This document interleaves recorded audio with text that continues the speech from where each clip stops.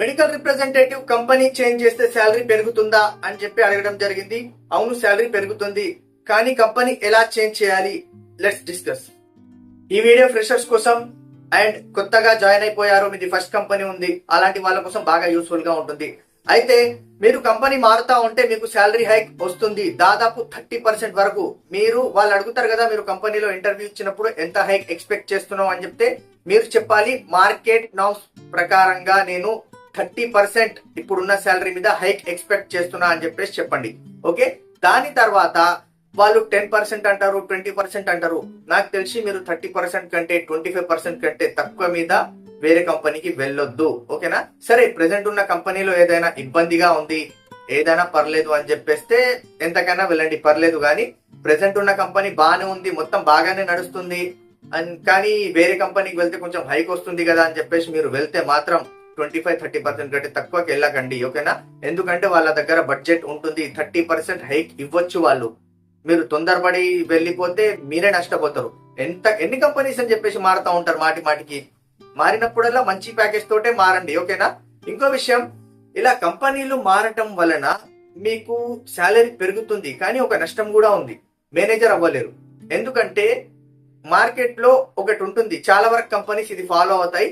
ఒకడు రిప్రజెంటేటివ్ నుంచి మేనేజర్ అవ్వాలి అంటే మా కంపెనీలో దాదాపు 2 సంవత్సరాలు మెడికల్ రిప్రజెంటేటివ్ గా పనిచేయాలి, దాని తర్వాతనే అతన్ని మేనేజర్ గా మేము ప్రమోట్ చేస్తామని చెప్పేసి అంటా ఉంటారు.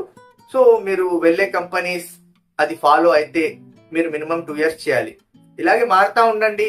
గట్టి ప్యాకేజ్ మీకు వచ్చింది, సాటిస్ఫై ఉన్న మీ ప్యాకేజ్ తోటి అనుకున్నప్పుడు 2 years అదే కంపెనీలో కంటిన్యూగా వర్క్ చేసుకోండి, అక్కడ మేనేజర్ పొజిషన్ మీరు తీసుకోండి. ఓకే, మీరు ఒక కంపెనీలో రిప్రజెంటేటివ్ గా పనిచేస్తున్నారు, అదే కంపెనీలో మేనేజర్ గా ప్రమోట్ అయ్యారు. అప్పుడు మీకు శాలరీ మరీ ఎక్కువ అయితే ఏం గ్రో అవ్వదు. అప్పుడు మీరేం చేయాలి, మళ్ళీ ఇంకొక 6 months 1 year మీకు నచ్చినంత కాలం ఆ కంపెనీలో పనిచేసి మళ్ళీ ఇంకొక మంచి కంపెనీ చూసుకొని అక్కడ మంచి మళ్ళీ దాదాపు 30% హైక్ తీసుకుని వేరే కంపెనీకి మేనేజర్ అవ్వాలి. ఓకేనా?